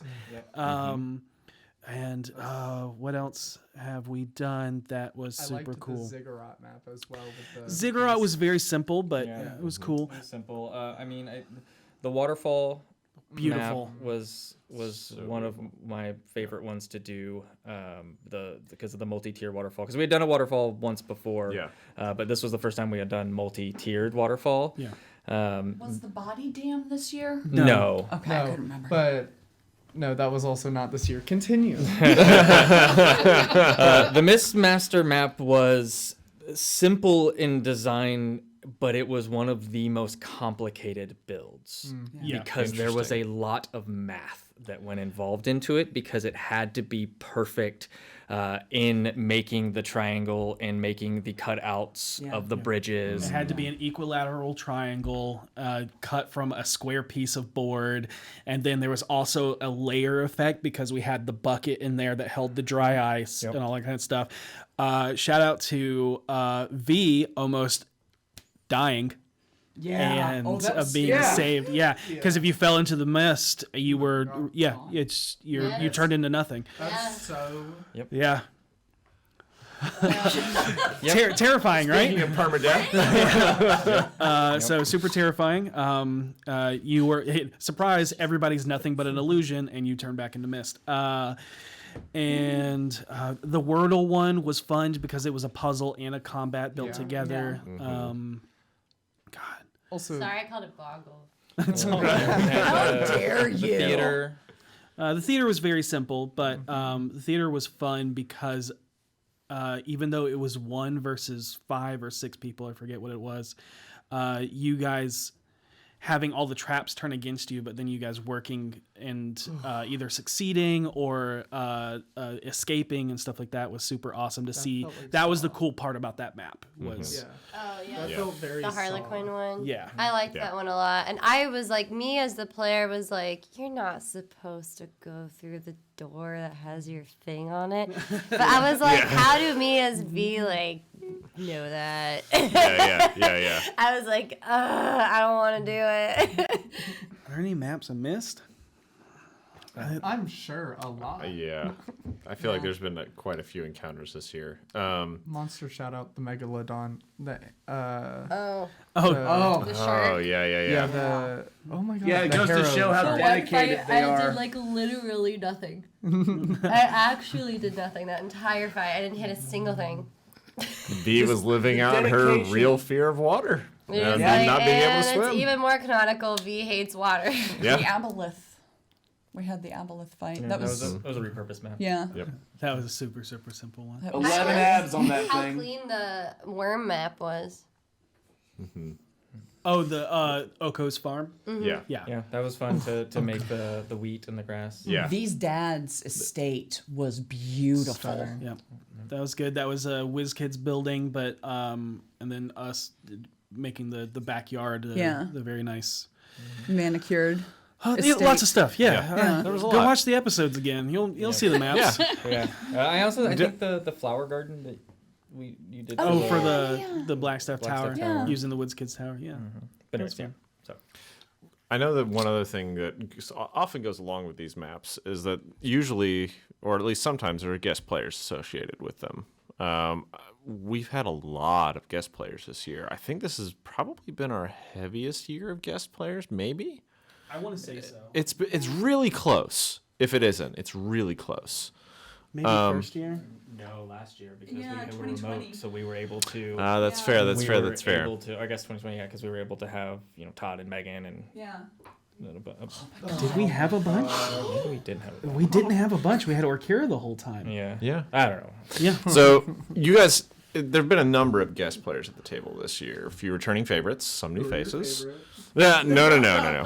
But what is it like to be able to include so many friends of the show, other professionals who are willing to jump in for you guys as DMs running the story? What's that like for you guys It's to the be able to pull absolute in that? worst. No, it's a huge boon. We love having other players. We love all of our players at the table, obviously, because the show wouldn't be good without good players. Like everybody's like, "Oh, you guys are awesome DMs," and every time I'm like, "No. A DM, in my honest opinion, DM is only as good as their players." And the characters are only as good as the world they're in. Chicken and the egg, bitch. But having all these people that we've met along the years of being in this community and becoming friends with them and having them join our table and the characters they bring to both challenge us as DMs, add to the story, and also challenge the other players with moral quandaries and things like that, and adding more to our narrative has been a huge boon and blessing. Yeah, and seeing where the story evolves from the guest players, because we'll usually tailor and shift things to fit their character, but in a way that ties to the overall story. I mean, it's the whole Hag arc is because of a guest player who unfortunately couldn't make it due to scheduling. Still hasn't. Every time we schedule him, he's like, "I'm coming," and then he's like, "I just booked a movie," and we're Yep. like, "It is what it is." Yep. You didn't know that? Good for them. It was a dirty Yeah, joke. it was. Continue. It was bad. Oh, I missed something. Yeah, it's fine. It's fine. We're gonna move on. Okay. I'll catch it on VOD. There you go. We're getting close to time. There was one question I did want to ask that Devin, you had actually come up with, and this is geared towards everyone. So I think this will be potentially a good closing question. In Limbo, with the Githzer Eye, you all saw versions of yourselves in the reflecting mirror. If your characters were to look in the mirror again today, would it be different, and why? More positive, more negative? What would that be like? And I don't know that Petunia was with the group for the I mirror. guess So what would Petunia see? what would Petunia see? This is, and if you remember this, the reflection. the reflection mirror was essentially it showed the emotional, because I'm getting So the reflection mirror is basically how you see yourself through your journey of what you've done, what you've experienced, and what you believe will happen. But it's more so the emotional weight you carry, and it's basically in the work of therapy, and there's also a Celtic practice of like engaging your shadow self and things like that, of looking at the things that we oftentimes ignore about ourselves, are either our darker qualities or the things that we like suppress, and getting you to face those things. And it doesn't mean that the mirror only shows bad things about you, because if you confront those things and accept those things and work towards being a better person, then you see the positive. But a lot of people in this group have experienced a lot of things and have a lot of repressed guilt and fears and things like that. And that's why a lot of them experience very negative emotions. Yeah. So it could be that it shifts positive, could be negative. But Ray, what would Petunia see if she were to have the opportunity to look into the mirror? What? It's, I'm just curious.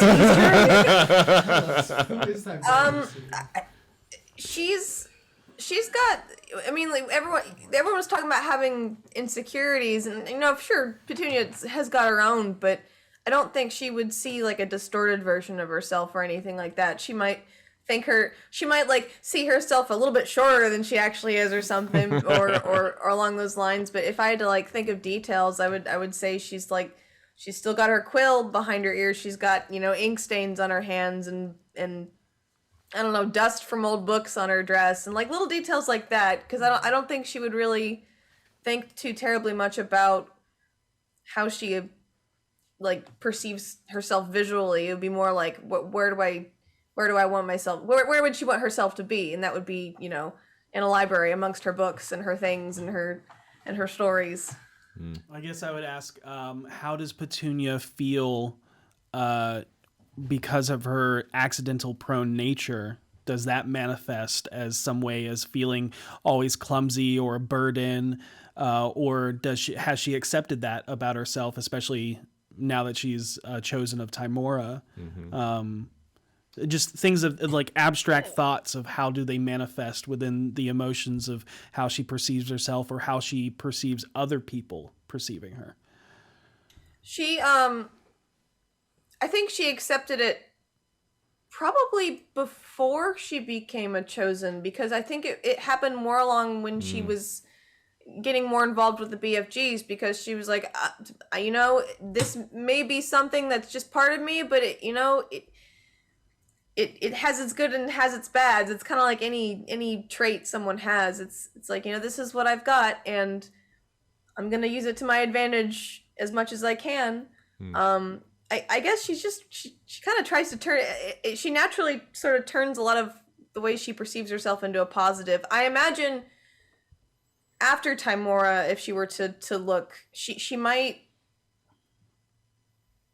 feel a little bit more like there's more eyes on her. Maybe not necessarily like the people of Waterdeep, but she feels like there's a greater responsibility on her shoulders that suddenly wasn't even like in her mind's eye, because she hadn't considered religion much until Timora, and now she's like, oh, now all those priests are dead, and now I'm a chosen. This is big. This is a career change.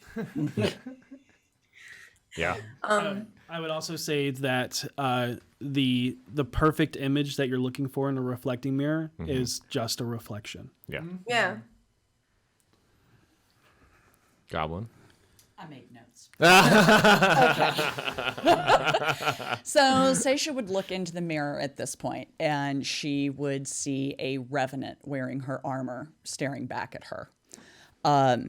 On her armor, stamped into the front of it, this is the armor that was given to her by the paladin that trained her. Stamped into the front of her armor would be Harold's mask, Venli's crossed wands, V's diadem, Petunia's quill, and Karina's celestial vines, basically, in a knotwork around these symbols, because she now sees that her friends are the things that strengthen her. Around her neck, she would have a braid of vibrant, fiery red hair. And her sword would be constantly shifting through different weapon types. And her shield would no longer be in the shape of an eye. It would be in the shape of a scroll hanging out of a skull's mouth with a list of names on it. Hey, I know that. Yeah. Good job. So yeah, way to go, guys. I love that. I don't think Vinley has changed psychologically that much. I think she would still appear as maybe not as young as she did originally in the reflection mirror. I think she'd be this time in her like 70s to 80s as an elf, so like burgeoning on adulthood, like she's about to cross the threshold of adulthood, but she's still wearing the like ragged clothes and is still scarified, and there is still a shadow with her, I think, like that dark desire to just be the person that everyone wants you to be. I think it's still there, but it's no longer standing beside or behind her. It's standing beside her, holding her hand while whispering in her ear. Because I think if we're talking about at this exact moment in the story, I think Vinley is sliding backwards while also still leaning on the cold, hard, calcified heart that she developed over the long life that she's had. I think she's starting to like breathe in and sink back into that and just prepare herself to be hurt over and over again while on this island. So I think she's allowing a little bit of that darkness to seep back into her mind, but she's old enough to not be afraid of it anymore. Go team dead inside. Hell yeah. I'll keep the light alive for everyone. I want an adventure with like Orkira and Petunia and Shervy. Absolutely. I just want to watch the three of them go on an adventure together. The The optimist. softest one shot ever. Maybe we should go this way. Oh, I don't know. Maybe we should go this way. I think Descent into Avernus would be a good one for Oh that. yeah, that'd go well. You're a monster. We leave and everything's rainbows and meet the Pyro-esque style, you know. Yeah, nothing goes wrong, and they have the adventure. Yeah, I love it. just Turned it cinnamon into bun a land of train, celestials by the time we leave. Good characters Katie? go to hell. So if the reflection is like a reflection of like an emotional whatever, mine's a lot less detailed than theirs, per usual. But I think V's reflection would look. She would be like skinnier, like wouldn't have a lot of muscle mass, and would look kind of like weak and like frail and useless. And that's what she would look like. Like incapable. Yeah.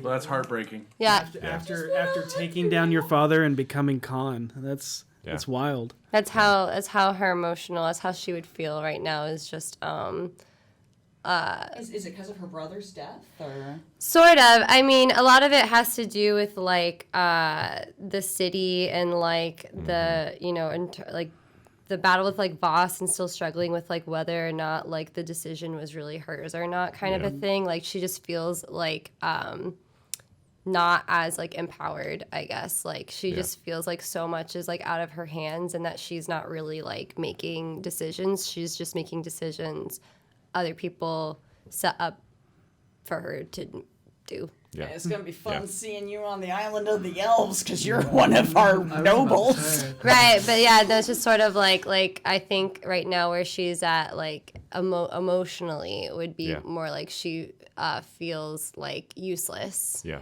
If that makes, I don't know if useless is the right word, but in the scenario. she can't do anything about Waterdeep, if that makes sense. Powerless in some way. Powerless. Yeah. Powerless is a better word than useless. Sorry, powerless. How about that? No, That's good. the word. Sorry. It's still a powerful image.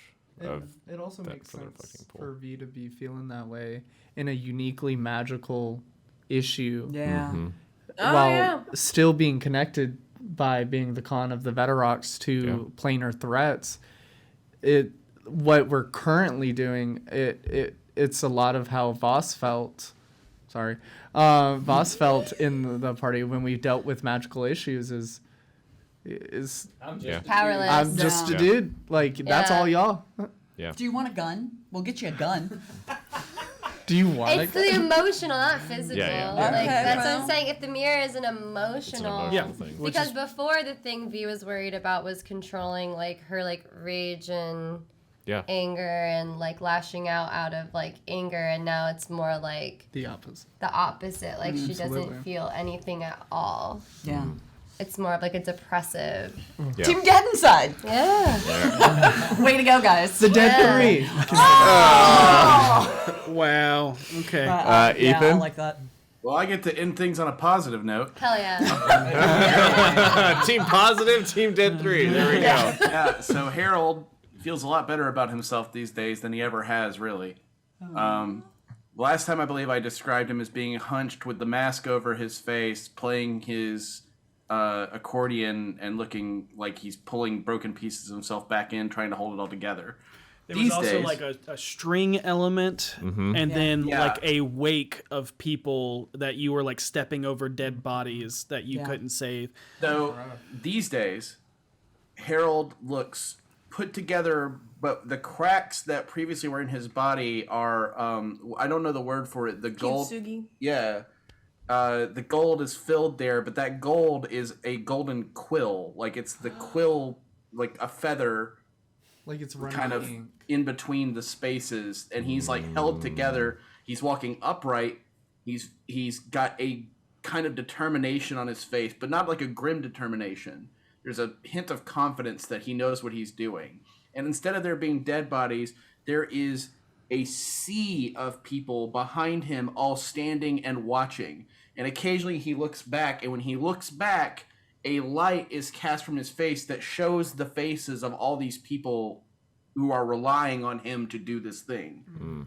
And instead of playing his accordion, he has a drum that he is playing with an almost militaristic style, like a duty-filled tune that he is like a beat that he's putting out that he is walking to, and he is on the opposite side. What he is walking towards is like a pure darkness that every time he takes a step closer, light spreads from his shoes out in a wide arc and is slowly illuminating what it is he has to go conquer.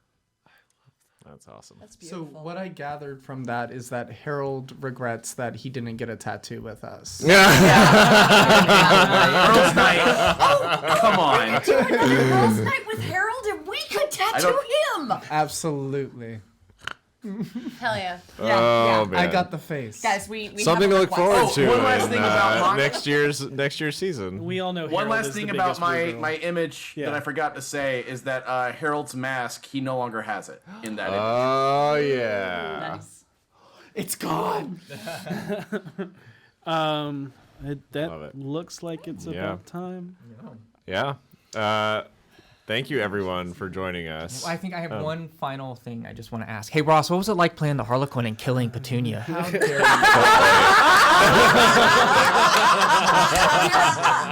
How could you? I can't believe that.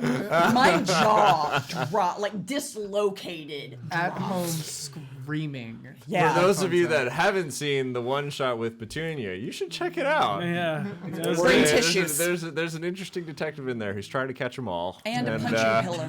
ends up getting his objective done. So Hey, mission successful. It's very good. It's very Can good. I? So, Can I? honored to do- be at the Mission table. failed. Can I do a success. quick Mission shout failed out for success. something?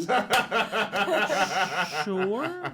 I just want to shout out Waffles Maple Syrup. Happy engagement! Yay!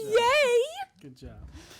Waffles Yeah. and maple syrup got engaged. Yes, at PAX U, he got down on his knee, and it was It's a good breakfast combo, so I'm happy with it. They're also amazing people. They are. Any questions we didn't get to, because I know there's a laundry there's a list lot. of there's We're so gonna go many. through them right now. Speed run. We're gonna speed 5 run second them answers. by putting them on our D4 Discord channel in the D4 and after area, and hopefully whenever we have time, we'll get in there and answer those questions. And if if everyone watching thinks of any questions that didn't get asked tonight, just ping the folks you want to ask. If they have time, maybe they'll be able to answer them for you. Yeah, because there's a lot. Avoiding happening. spoilers for next year, of course. Yeah, if there's anything that we can't answer, we'll just say, spoilers. Tune in. Or Tune yeah. in. Someone did ask, what was the Rose's class again? It What was was, his build? I think he was was he multi-classed or was He was multi-class. He was, Yeah. wasn't he? Didn't he have like a level in warrior? Because didn't he action surge? No, I don't remember. fighter- I'll have to fighter, I'll put- sorry. Put it in D4 and after, and I will look back at that character build and Yeah. I'll put it in there. Yeah. But yeah. Yeah. Well, thank you everyone for joining me this evening, and thank you, Dustin Dunn, for letting me take the chair from you all. Yeah. Looking forward to the adventures kicking off next year, mid-January. But until then, be excellent to each other, and may you always roll with advantage. Good night, everyone.